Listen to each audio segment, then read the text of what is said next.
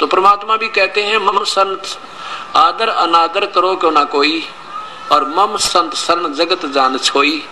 मेरी शरण में आके चाहे तुम्हारी कोई इज्जत करे चाहे बेइज्जती करे, तुम चिंता ना करियो, और मेरी शरण में जो आ गया तो बाकी जगत तो समझो राख है। ये बकवादे करा करते हैं, पर आने दो मेरा समय। कहते हैं कल्पे कारण कौन है कर सेवा नी काम, और मन इच्छा फल देऊंगा जो पड़े मेरे तय काम।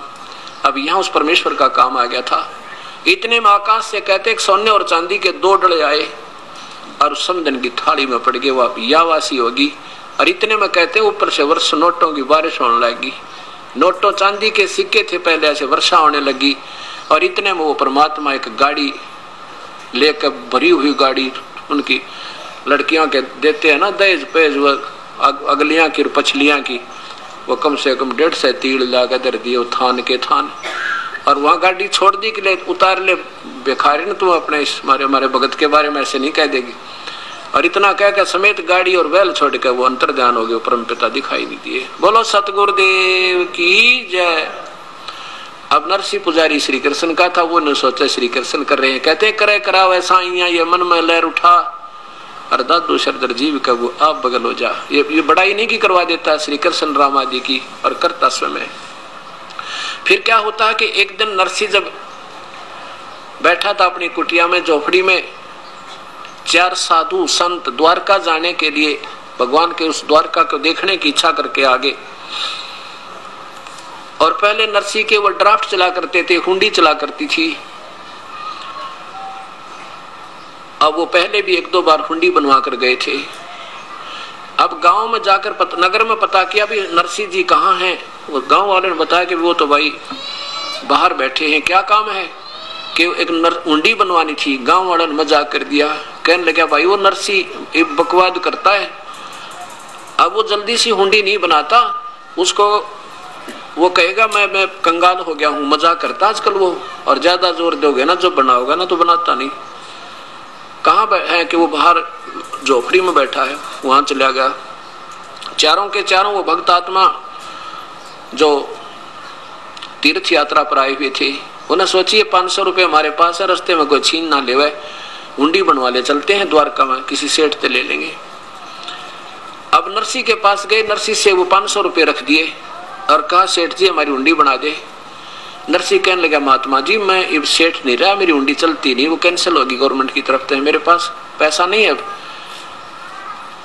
तो चारों महात्मा कहने लगे भाई बिल्कुल ठीक है थे, गांव वाले तो बकवाद करने लग गए हैं, तेने शर्म नहीं आती महात्माओं के साथ ऐसा व्यवहार करता है, तुझे पाप लगेगा, हम पैसे दे रहे हैं कोई मुफ्त हो रहे बना रहे तेरे से। अब नरसिंह ने सोचा भी ये मानना नहीं, और संत से ना जाने इनकी आत्मा दुखी होगी, बताए क्या करूं। गांव वाले ने दिन के साथ उनको बहका दिया, मजाक कर दिया। उसी समय साक्षी रख के अपने परमेश्वर को, क्योंकि वो श्री कृष्ण के पुजारी थे, सांवल साहा, सांवला सेठ, सांवल यानी सांवरिया, भगवान श्री कृष्ण के नाम सांवल साह लिख के कि भगवान श्री कृष्ण के नाम में अपने एक हुंडी लिखता हूं, ये दास की हुंडी स्वीकार हो, इनको भुगतान किया जावे, आपकी अमानत मेरे पास है। 500 रुपये ले लिए और वो कागज बना के दे दिया, अब ले जाओ सेठ महात्मा जी। वो चल पड़े। पीछे से सेठ ने क्या किया, उन 500 रुपये का एक भंडारे का सामान, घी चावल खीर दूध दाद बना के और भंडारा कर दिया, 500 की रोटी खिला दी। अब 500 रुपये बहुत होते थे, 50,000 के करीब हो जाए आजकल के, पूरा भंडारा कर दिया। अब वो चारों महात्मा पहुंच गए कहाँ, द्वारका में। वहां जाकर पूछा भाई कोई सावल नाम का सेठ है। वो सेठ जिसकी हुंडी चला करती उसके पास गए, वो एक सेठ हुंडी उसकी चलती है, उससे पूछ लो। उसने देखा, कहने लगे ये तो नरसिंह की बनाई हुंडी है क्या, ये नहीं चलती इसकी, अब ये तो कंगाल हो गया, दुनिया को ठगने लग गया, अब झूठी हुंडी बना के, ये तो दिवाला निकल गया इसका। तो सारी द्वारका में पूछ लिया, सांवल नाम का कोई सेठ हो, कोई नहीं पाया। और सब मजाक करने हो, नरसिंह तो ठगन लग गया दुनिया को, अब उसकी हुंडी नहीं चलती, उसका ड्राफ्ट नहीं चलता। अब चारों महात्मा जाके एकांत में बैठ के नगर तबार भाई के ने बता, वो तो मना करे था बेचारा, हमने सिर में दर्द कर दिया, उसके गले पीछे पड़ गए, किसी के कहने सुनता है। उनको ये भी विश्वास था कि वो नेक आत्मा है, हमारे पैसे जो के तो पाऊंगे, पर ये तो हम दिक्कत होगी यहाँ पे। इतना सोच ही रहे थे कि उधर नरसिंह जी की दिव्य दृष्टि काम करने लगी परम पिता की दया से। उसने देखा कि परमात्मा ने आके उनको महाराज संतों को पैसे दिए कि नहीं दिए। देखा तो उनको पैसे नहीं मिले और मायूस हुए बैठे। अपनी पत्नी से कहा नरसिंह जी ने कि तूने जो सामान लाए थे हम 500 रुपए का, वो सारा वितरित हो गया या कुछ बकाया है? लगी जी थोड़ा सा आटा बचा है। ऐसा होगा तो 2-4 रोटियां बन जा। और वो कौन सा बचा? वो पलोथन का। पलोथन क्या होता था? पहले रोटी बनाने के लिए बनाते थे गोल गोल सी लोई, और उसको सूखे आटे में लगा लगा के रोटी बनाती थे। अब काफी भंडारा हुआ था, उसमें थोड़ा सा आटा बच गया, जिसमें 4 रोटियां बन गया। वो कहने लगे जी वो पलोथन यानी थोड़ा सा आटा बचा है 4 रोटियों के का, और तो सारा भंडारा लगा दिया। तो उसने कहा नरसिंह ने 4 रोटी बना। यह तो आंट लाग रही थी अभी तक, इसलिए भगवान प्रकट नहीं हो पा रहे थे। 4 रोटियां का आटा और आटे की रोटी बनाकर वही परमात्मा वहां एक रास्ते चलते का रूप बनाकर आके कहा भगवाई राह चलता हूं, मुझे भूख लगी है। होए होए, वो परमेश्वर स्वयं आके और उसी समय कहा जा भाई भगत जी बैठो, हो बड़े ले रोटी ताजी ताजी बना रखी है। 4 रोटी खाकर परमात्मा वहां प्रकट हो गए और जाके कहा कि आ जाओ भाई, कैसे बैठे हो महात्मा? आके बैठे हैं भाई सेठ जी, हम तक इतना जोगे नहीं रहे।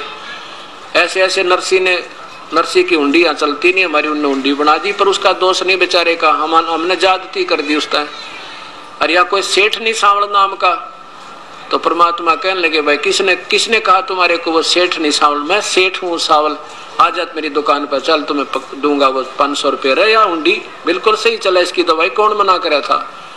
लेकर वो कागज और उस बाजार में चौपट, उस बाजार में द्वारका के में जो चारों तरफ बढ़िया की दुकान थी, कहने लगे बिछाओ चादर यहाँ पे।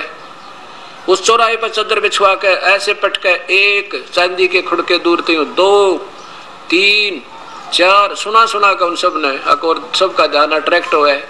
ये क्या होने लग रहा है? 500 रुपए नए कते जैसे आज बनकर आए हो, 500 नोट चांदी के पटक दिए और कह दिया भाई मैं सांवल सेठ हूँ, और कह देना उस नरसिंह को उसका दास हाजिर खड़ा पाओगा, चाहे लाख हुंडी दे दे। बोलो सतगुरुदेव। तो ऐसे परमात्मा, वो पूर्ण परमात्मा आकर ही सब काम करता। ठीक है, चाहे हम श्री कृष्ण पर सेरा बांधे, चाहे श्री राम पर बांधे, ये गीता और वेद प्रमाण देते हैं वो परम पिता पूर्ण ब्रह्म है, जो सबके काम सारने वाला और सारे दुखों का निवारण करने वाला। बोलो सतगुरुदेव की जय। नरसिंह जी की हुंडी झाली सांवल सा कहाया, द्योती का जब ब्याह हुआ वहां भात भरण को आया। जो कबीर परमेश्वर पूर्ण परमात्मा नरसिंह जी की हुंडी को उन्होंने पूरा किया, दिया झाली यानी उसका ड्राफ्ट कैश किया, और द्योती का जब ब्याह हुआ था तो भात भरने वो परमेश्वर ही गया। तो परमात्मा पूर्ण ब्रह्म की प्यारी आत्मा गरीबदास जी उनके साक्षात दर्शन होने के बाद कहते हैं कि नरसिंह जी की हुंडी झाली सांवल सा कहाया, और द्योती का जब ब्याह हुआ था वहां भात भरण को आया। ये गीता जी प्रमाण करती है। फिर देखिए ये गीता जी का अध्याय नंबर 15 का और श्लोक नंबर 17 कि वो पूर्ण परमात्मा जो वास्तव में परमेश्वर कोई और है, वही तीनों लोकों में प्रवेश करके सभी वही कुछ करता है और कुछ कोई नहीं कर सकता। वही आत्मा का आधार है। अब देखिएगा अध्याय नंबर 15 का, वो अंतर्यामी परमात्मा एक अंश परमेश्वर का हमारे साथ रहता है, वही परमेश्वर की शक्ति। नीचे देखिए 17वां का श्लोक नंबर 15 का अक्षमा करना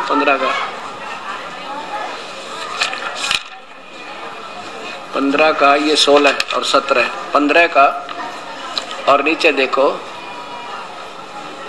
17 उत्तम पुरुष वास्तव परमेश्वर तो कोई इन दोनों से भी नारा, ब्रह्म और परब्रह्म से भी, और वही तीनों लोकों में प्रवेश करके सबका धारण पोषण करने वाला करता है। अविनाशी परमेश्वर परमात्मा इस प्रकार कहा गया है। अब ये परमेश्वर पूर्ण ब्रह्म है, सतपुरुष है, कबीर साहब है, अन्य परमात्मा है जो सबके सब काम करता है। तो क्या कहते? अंतर्यामी एक तू आत्म के आधार, जो तुम छोड़ो हाथ तो हमें कौन उतारे पार। साथ साहिब।